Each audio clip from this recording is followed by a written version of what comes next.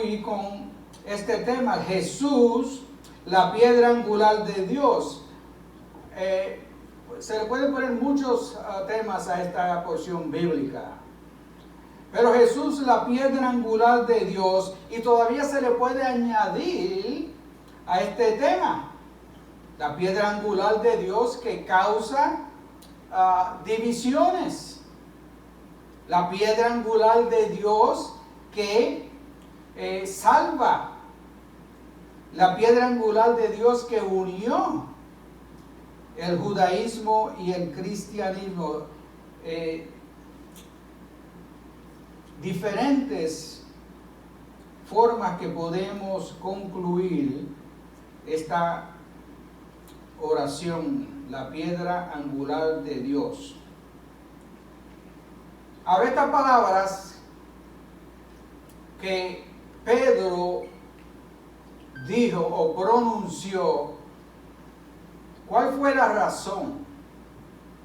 ¿Cuál fue la razón? ¿Cuál fue el motivo? ¿Por qué? ¿En qué situación se encontraba Pedro y que estaba acompañado de Juan, el otro apóstol? Y tendríamos que ir al capítulo 3 para ver el contexto de este incidente. Capítulo 3 de Hechos, versículo 1.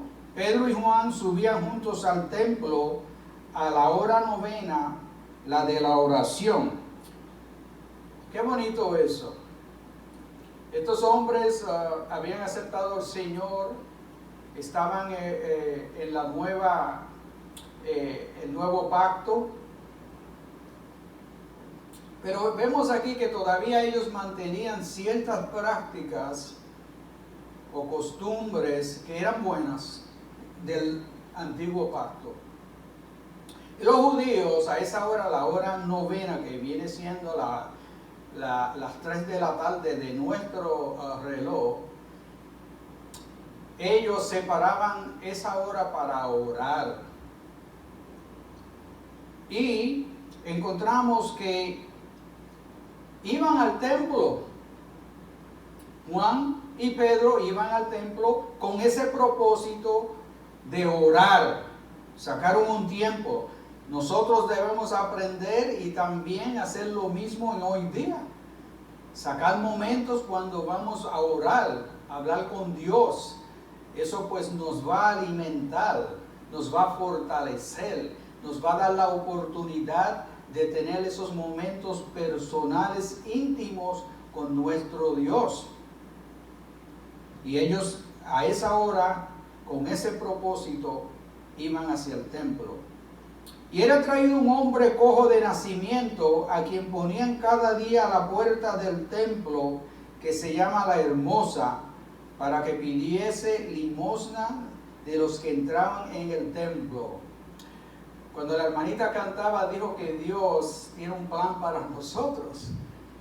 Y encontramos aquí que cuando Juan y Pedro, ellos en ese día que se levantan y estuvieron haciendo ciertas actividades y dicen, vámonos para el templo a orar.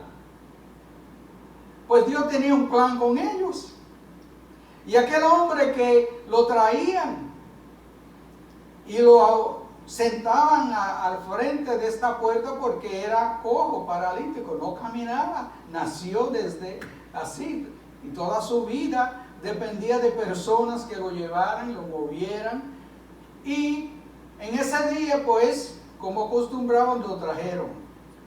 Lo menos que él pensaba, que él tenía en su mente, lo que iba a ocurrir en ese día, en su vida. Pero Dios tenía un plan con el cojo. Y estas dos entidades, este grupo, estos dos hombres y este otro hombre, están allí con un propósito. Esa confrontación o ese acercamiento de estas 3 personas van a producir lo que vamos a estudiar hoy. Ellos son la causa de lo que ocurre más después, pero todo esto es dirigido por Dios.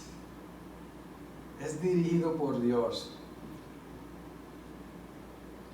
Cuando vio a Pedro y a Juan que iban a entrar en el templo, les rogaba que le diese limosna. Pedro con Juan, fijando en él los ojos, le dijo: míranos.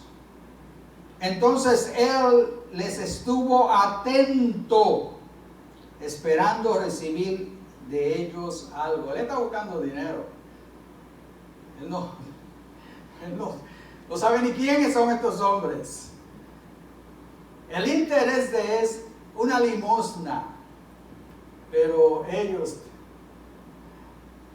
tienen algo más grande que dinero. Mas Pedro dijo: no tengo plata ni oro, pero lo que tengo te doy. En el nombre de Jesucristo de Nazaret, levántate y anda. A veces nosotros decimos: pero es que yo no tengo dinero, yo no tengo con qué ayudar, qué hacer. Aquí encontramos a Pedro y Juan en esa situación.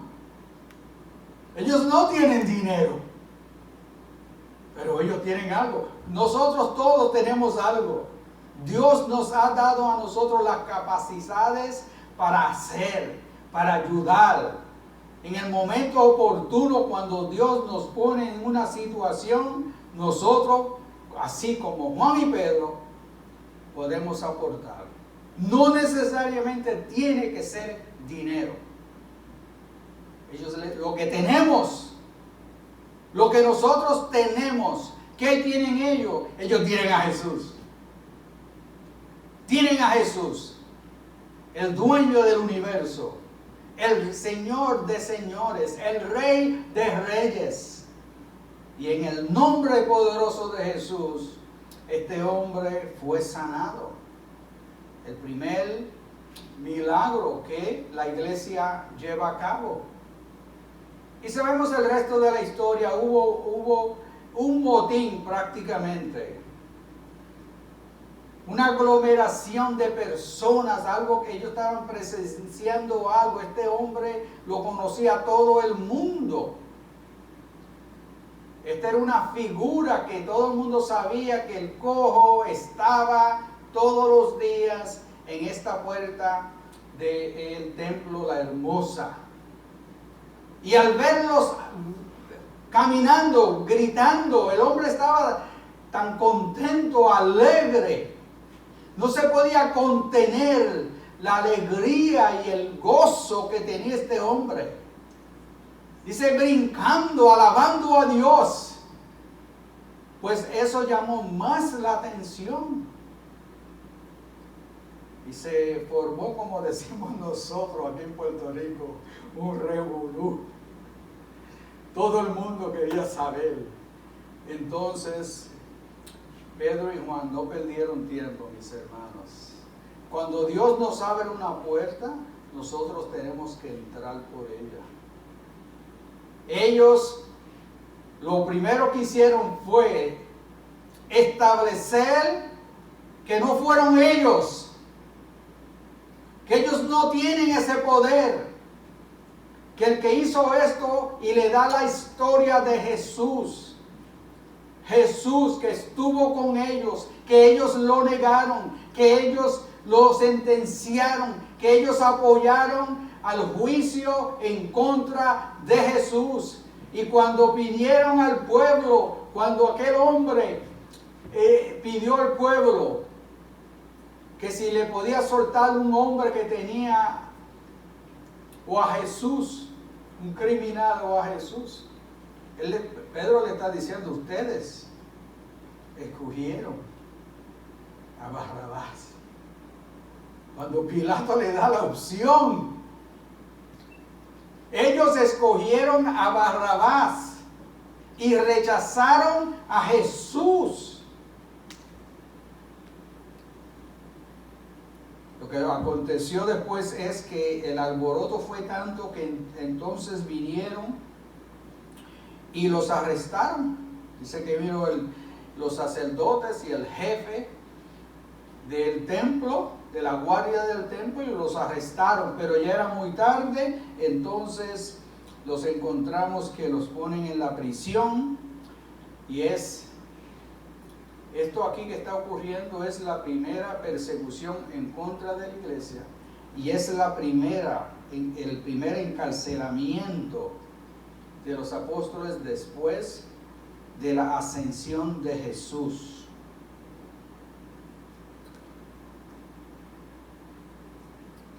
Versículo 1 del capítulo 4.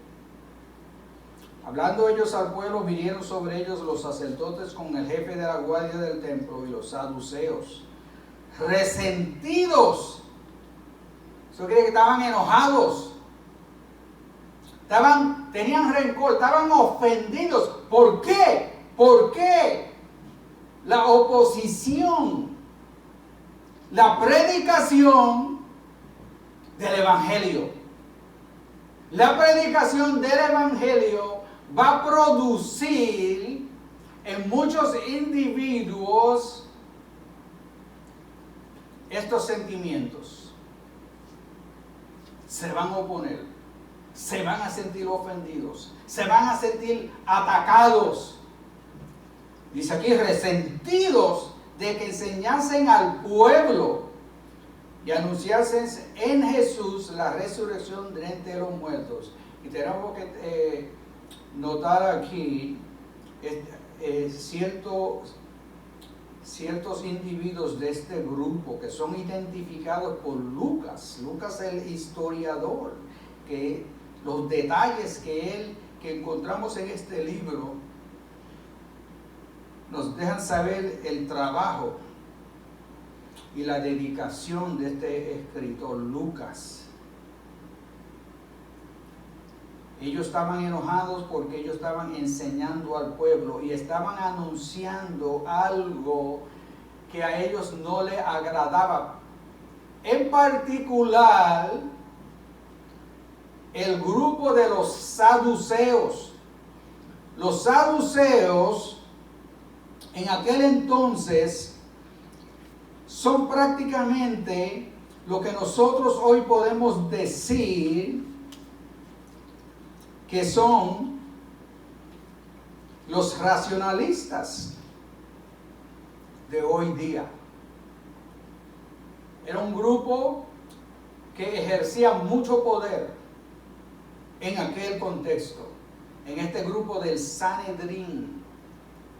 Ellos pasaron la noche en la cárcel, después por la mañana fueron delante del Sanedrín, que es ese grupo legalista ejecutivo, es la autoridad mayor en términos judiciales, en términos de religión. Y cuando ellos dicen aquí que le molestaba porque ellos estaban enseñando, este grupo controlaba aún las enseñanzas, las escuelas. Y cuando entendemos esto y entramos más profundo, nos vamos dando de cuenta por qué ellos estaban molestos. Quiero leer en el 5 cuando estamos hablando aquí de que están ya delante del Sanedrín. Aconteció al día siguiente que se reunieron en Jerusalén los gobernantes, los ancianos y los escribas, y el sumo sacerdote Anás y Caifás y Juan y Alejandro y todos los que eran de la familia de los sumos sacerdotes.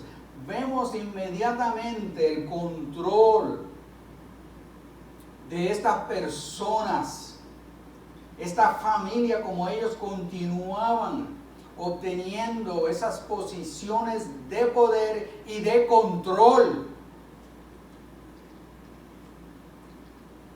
Los saduceos no creían. Los saduceos eran materialistas. Ellos no creían, aunque se decían que eran religiosos. Sí, eran religiosos. Eran miembros del Sanedrín. Sí, iban al templo. Se reunían para discutir la situación en Jerusalén. Pero ellos no creían en la resurrección.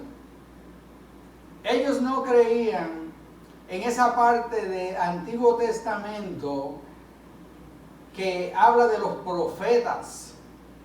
Y se notan ahí la espiritualidad, la búsqueda de la santidad, la promoción de santidad a Dios. Los saduceos eran totalmente materialistas. Ellos no creían en los ángeles, no creían en los espíritus, no creían en esos actos de Dios que los apóstoles estaban hablando, especialmente la resurrección.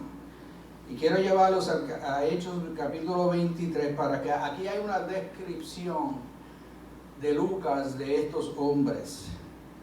Hechos 23. Y este es Pablo, que se encuentra en una situación similar. Está en un juicio, en una corte. Y vemos la composición de esta corte aquí, que nos da la descripción Lucas. Capítulo 23 de Hechos, comenzando del versículo 6. Entonces Pablo, notando que una parte era de saduceos y otra de fariseos, alzó la voz en el concilio: varones hermanos, yo soy fariseo, hijo de fariseo. Acerca de la esperanza y de la resurrección de los muertos se me juzga. Cuando dijo esto, se produjo disensión entre los fariseos y los saduceos, y la asamblea se dividió. Porque los saduceos dicen que no hay resurrección, ni ángel, ni espíritu, pero los fariseos afirman estas cosas.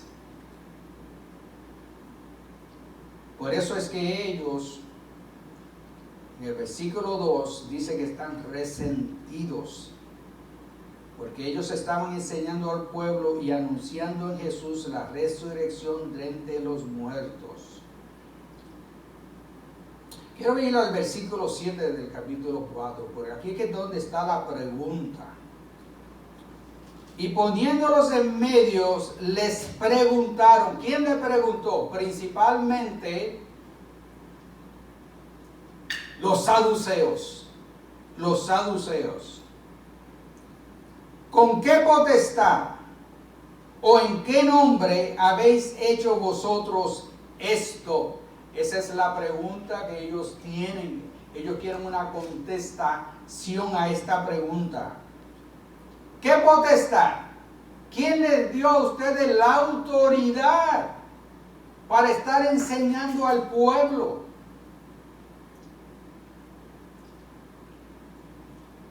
¿Y en qué nombre habéis hecho esto vosotros? O sea, ¿en qué nombre? ¿El nombre de alguno de nosotros? El sumo sacerdote le dio autoridad.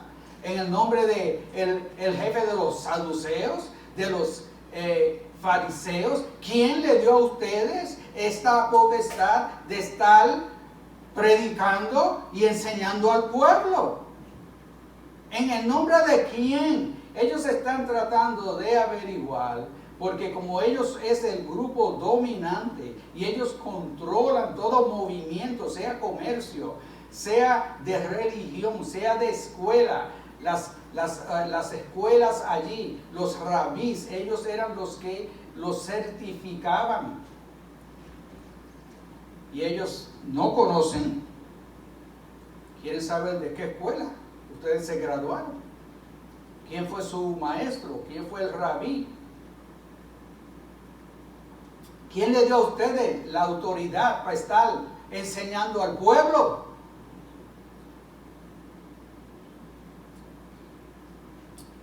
Eso es bien importante, mis hermanos. Entonces Pedro, lleno del Espíritu Santo, y aquí encontramos una vez más a Lucas señalando estos detalles. Esta es una pregunta de suma importancia Y depende cómo ellos la van a contestar.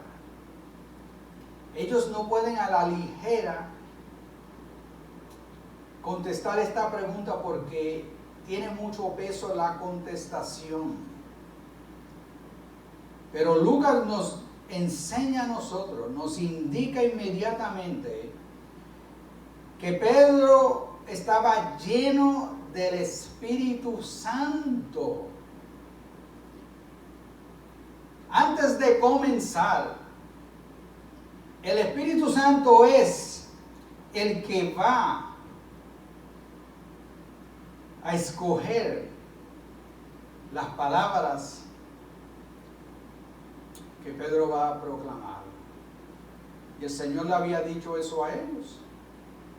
El Señor le había dicho en cierta ocasión que no se preocuparan, que cuando se encontraran en este tipo de situación, que son arrestados o son llevados delante de cierto concilio, la corte, en ciertas situaciones que no son común y corriente de la vida diaria, que no se preocupen, que en ese momento el Espíritu Santo le va a dar las palabras que decir.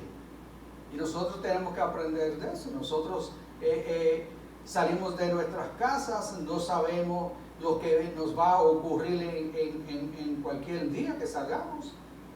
Podemos ser confrontados, podemos estar en una situación donde tenemos que dar una defensa de nuestra creencia delante quizás de un grupo de personas que posiblemente sean fuera de lo común y corriente. No debemos de tener temor porque el Señor está con nosotros, su Santo Espíritu está dentro de nosotros y en ese momento Él nos va a dar a nosotros qué decir. Yo quiero leer en el libro de Juan,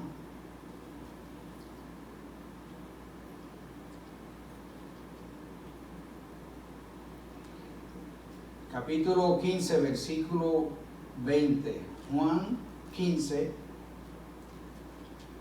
versículo 20. Acordaos de la palabra que yo os he dicho. El siervo no es mayor que su Señor. Si a mí me han perseguido, también a vosotros os perseguirán. Si han guardado mi palabra también, guardarán la vuestra. Ya el Señor les había advertido a ellos que ellos se iban a encontrar en situaciones difíciles, iban a ser perseguidos exactamente por lo que ellos, Pedro y Juan, estaban haciendo en este día. Ellos estaban predicando el Evangelio. En el capítulo 16, el versículo 1 y el 2, estas cosas os he hablado para que no tengáis tropiezo. Os expulsarán de las sinagogas, y aún viene la hora cuando cualquiera que os mate pensará que rinde servicio a Dios. Y eso es lo que está ocurriendo aquí. Ellos piensan que están honrando a Dios, llevando a estos dos hombres a la cárcel y interrogándolos. Y mire en Marcos 13, 11. Pero cuando os trajeren para entregaros, no os preocupéis por lo que habéis de decir, ni lo penséis, sino lo que os fuere dado en aquella hora, eso hablad, porque no sois vosotros los que habláis, sino el Espíritu Santo. Y eso está, por eso yo señalo cómo Lucas, estos detalles, él los escribe para que entendamos lo que está ocurriendo. ¿Por qué? La pregunta es una pregunta que se necesita la ayuda del Espíritu para contestarla. Si ellos tratasen, si la iglesia pidiese que estas personas se reuniesen en un momento para ellos hablarle, lo más probable no lo iban a conseguir. Eso sería el equivalente de una persona pedirle al presidente, al vicepresidente, al Senado, a la Casa de Representantes, a la Corte Suprema, que se reúnan en un cuarto que él le quiere hablar o ella les quiere hablar. Es difícil. Pero Dios, que tiene este plan, que va preparándolo con ellos dos hacia el templo, con el cojo en la puerta, con la sanidad del cojo, con ese motín que se formó, Dios los va a poner a ellos al frente de este grupo importante para que ellos hagan esa pregunta y para que Pedro y Juan se la contesten.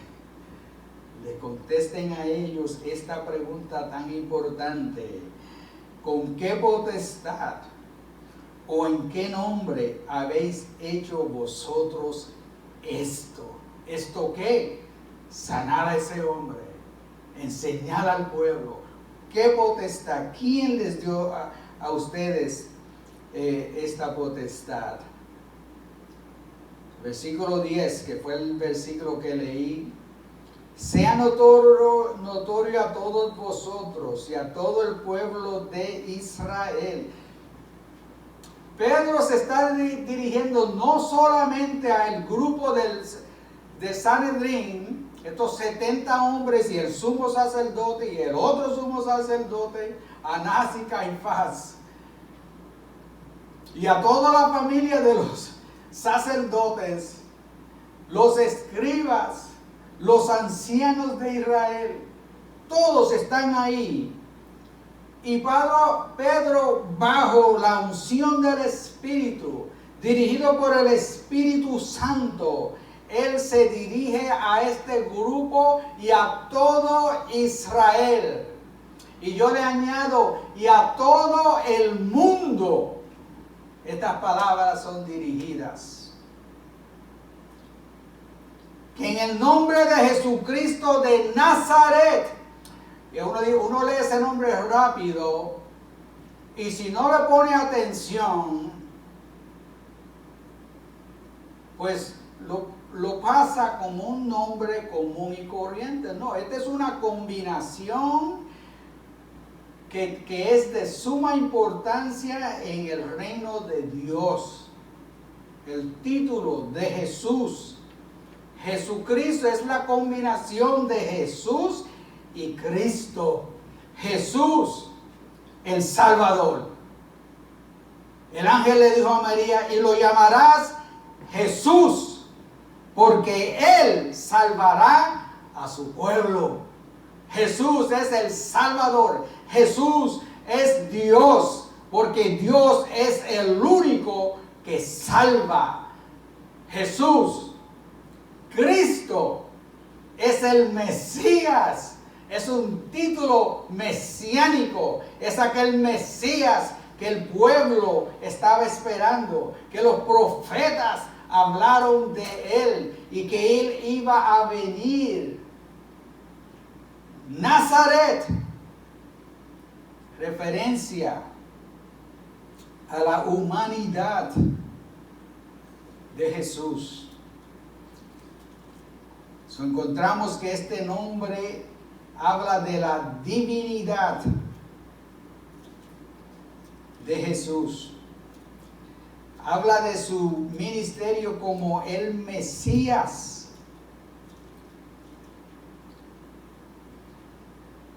Y habla de su humanidad. La humanidad de Jesús. Pablo nos dice en Timoteo que Jesús es el hombre que Dios mandó. Mire cómo Pablo en Timoteo, 1 Timoteo, el versículo 5 del capítulo 2 dice: 1 Timoteo capítulo 2, versículos 5 y 6. Porque hay un solo Dios y un solo mediador entre Dios y los hombres, Jesucristo, hombre, el cual se dio a sí mismo en rescate por todos, de lo cual se dio testimonio a su debido tiempo, cuando Jesús vino, cuando Jesús anduvo por las calles de Jerusalén, cuando Él predicó, cuando Él enseñó, cuando Él se declaró quién Él era, el Hijo del Hombre, en referencia a Dios, mi Padre.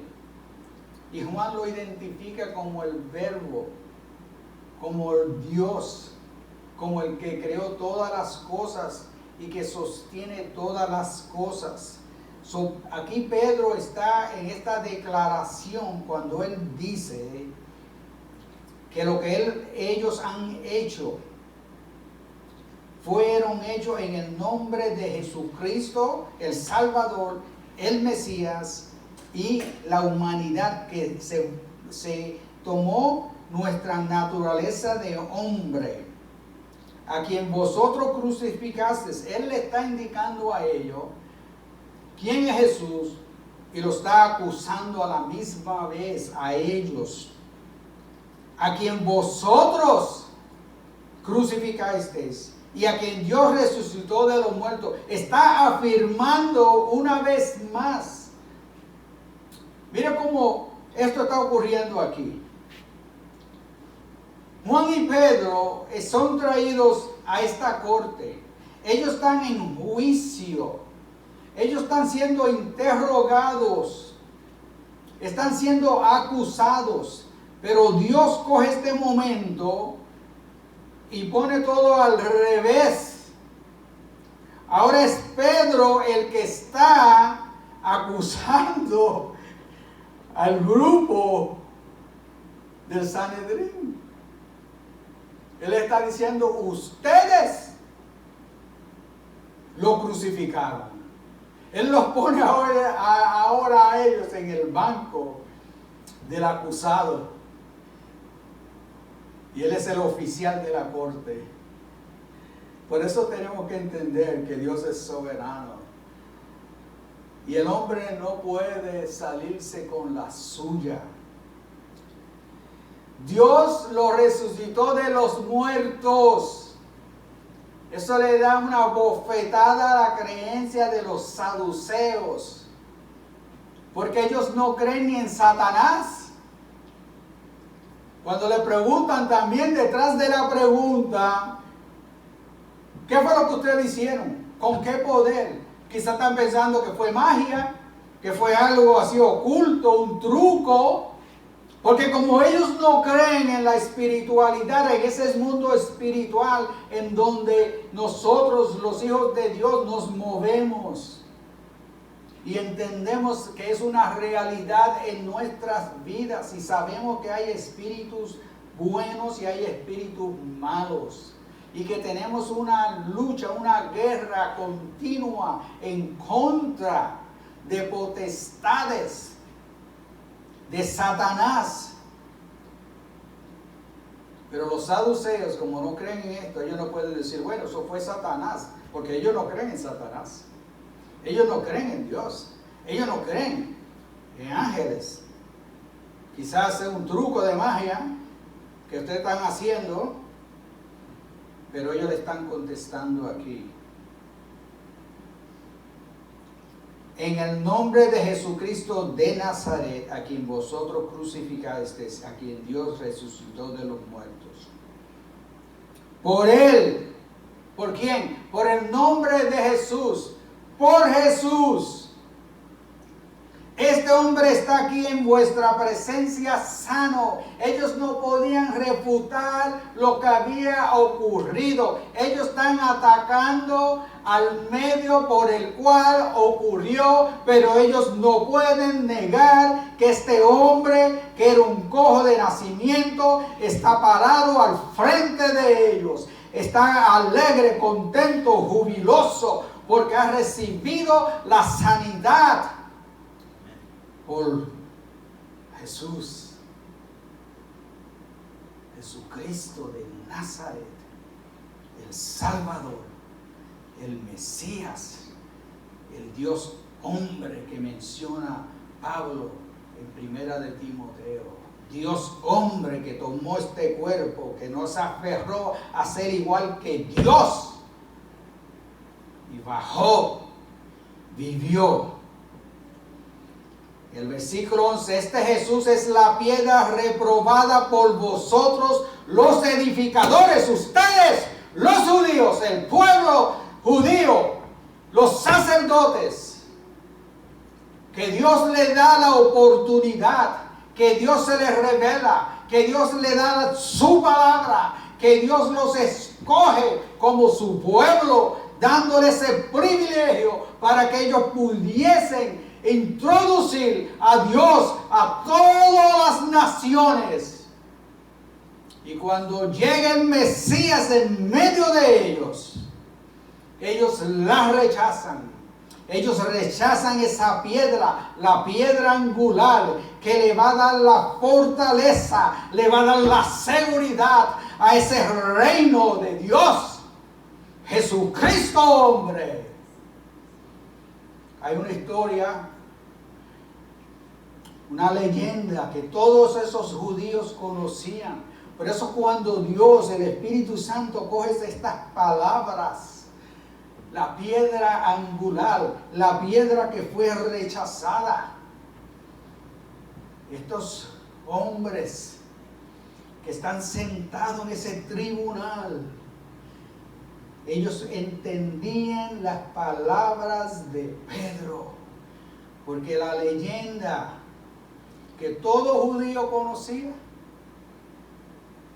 es que durante la construcción del templo,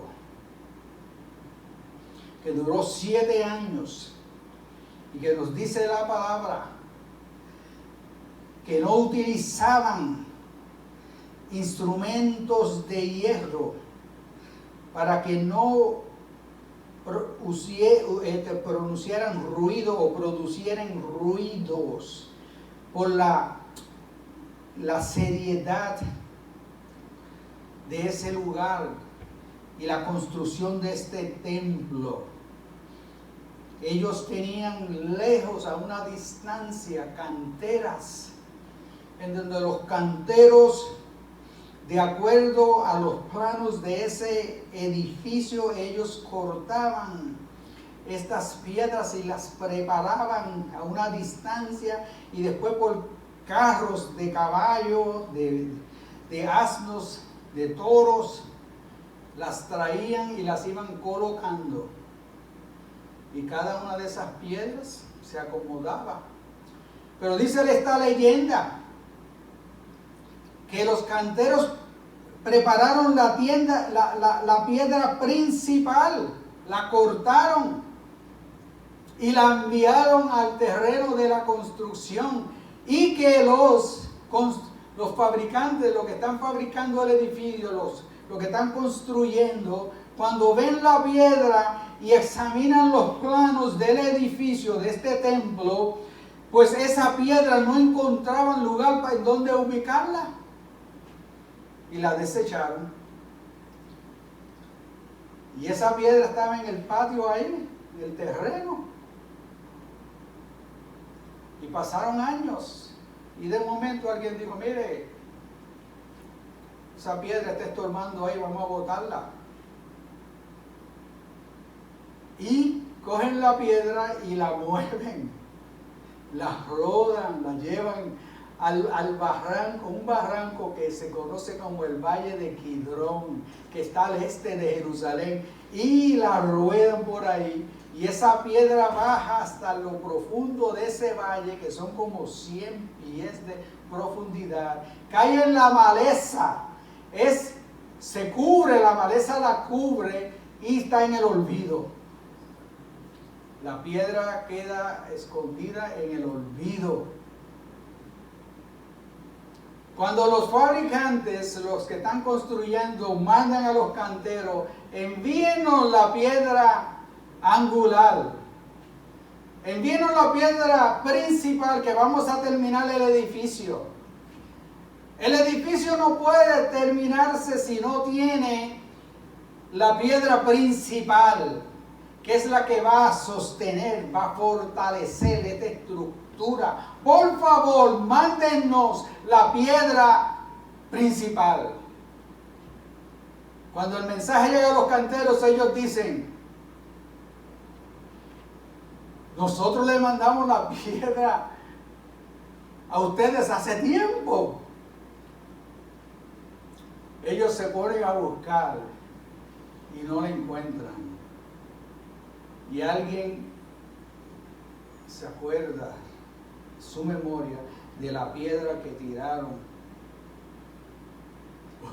por el barranco. Y mandan un grupo de hombres, la encuentran, la limpian, está todo sucia. Años estaba cubierta por la maleza.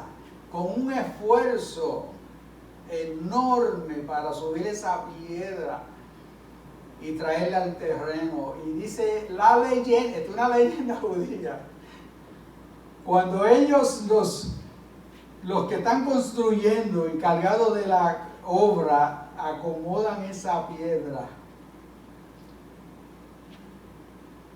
entró perfectamente. Esa piedra es Jesús. Esa piedra es Jesús. Jesús es la piedra angular entre los profetas del Antiguo Testamento y los apóstoles del Nuevo Testamento. Es el Mesías que como un puente conecta el judaísmo con el cristianismo. Es esa pieza perdida del rompecabezas entre el pacto antiguo y el nuevo. La piedra que los judíos rechazaron. La vergüenza continua de los judíos, que ellos deliberadamente rechazaron la piedra que Dios escogió. Esa es la piedra angular. Jesús es la piedra angular. Jesús es esa piedra que le da fortaleza al reino de Dios. Y por eso es que estos dos hombres, ellos en ese discurso, ellos atacan a los judíos, les hacen entender lo que ellos han hecho. Rechazaron esa piedra angular que Dios les mandó a ellos. En el versículo 12 de capítulo 4 de Hechos: y en ningún otro hay salvación, porque no hay otro nombre bajo el cielo dado a los hombres en que podamos ser salvos. Wow. Cuando Jesús dijo en cierto momento que Jesús dijo que Él era el camino, que Él era la vida y la verdad, esa declaración en hoy día causa muchos problemas, porque Jesús está diciendo que Él es el único. Porque Él le añade: y nadie puede venir al Padre si no es a través de mí. En otras palabras, que Él es el único camino, Él es la puerta. No hay otra forma, Él es la piedra angular. Él vino a ser la cabeza de ese ángulo. Él es esa piedra. Y nosotros tenemos que aceptar a Jesús. No hay otra forma. En hoy día la gente dice: no, todas las religiones llegan a Dios. Eso va en contra de lo que Jesús dijo. Eso va en contra de lo que Pedro está diciendo aquí. Y en ninguno otro hay salvación. En ninguno otro hay salvación. Porque no hay otro nombre bajo el cielo. Esta es la piedra angular de Dios. Dios es el que lo envía. Dios le dice a María a través del ángel: y lo llamarás Jesús, porque Él salvará a su pueblo. Y esas palabras todavía son una verdad en hoy día. Él es el único camino. Él es el único que puede salvar a la persona. No es Mahoma, no es Gandhi, no es Krishna, no es Confucio, no es Buda, no es Zen, no es la Virgen María, no es Carlos Russell, no es José Smith, no es Emma White. No, se llama Jesús de Nazaret. Ese es el único camino. Y hasta que no entendamos esto, mis hermanos, vamos a estar igualmente que los judíos. Y voy a cerrar con un comentario de un misionero. No tengo el nombre, pero no quiero mencionar su nombre. Este misionero dijo: no cruzaría la calle para darle a India una nueva teología. India tiene más teología de la que puede entender. No cruzaría la calle para darle a la China un nuevo código de ética. China tiene un código mejor de ética que una vida de ética. No cruzaría la calle para darle a Japón una nueva literatura o una literatura nueva de religión, porque Japón tiene mejor literatura de religión que una vida religiosa. Pero iría alrededor del mundo una y otra vez más, si así le place a Dios, a decirle a India y a China y al Japón y al resto del mundo que hay una fuente llena de sangre extraída de las venas de Emmanuel, y los pecadores sumergidos en ella, todas sus manchas de pecado, de culpabilidad, serán borradas. Gloria a Dios. Tengamos en mente que Jesús es la piedra angular. Cuando prediquemos su palabra, vamos a confrontar oposición, pero no podemos dejar que la oposición nos detenga, porque si estamos cómodos cultivando una situación pacífica, tranquila, no estamos predicando el Evangelio. El Evangelio va a molestar a personas, porque se va a declarar a Jesús como esa piedra angular, como el único camino. Y nosotros, igual que Pedro y Juan, tomemos la oportunidad y le digamos al mundo que no hay otro camino, que Jesús es el único camino. Y si no vamos a través de Él, no seremos salvos. Que el Señor me los bendiga. Oraré. Padre Santo, Padre bueno, te alabamos, te glorificamos, te damos las gracias a ti, Señor, por esta bella oportunidad en la cual, en medio de esta situación que estamos confrontados, podemos, como tu pueblo, como iglesia, predicar tu Evangelio. Pedimos, oh Dios, que estas personas que están escuchándonos a través de las redes puedan pensar en estas palabras. Y si ellos aceptan a Jesús, Jesús, en donde quiera que ellos se encuentren, los perdonará y los salvará. Que el Señor me los bendiga. He orado en el nombre de Jesús, la piedra angular de Dios. Amén.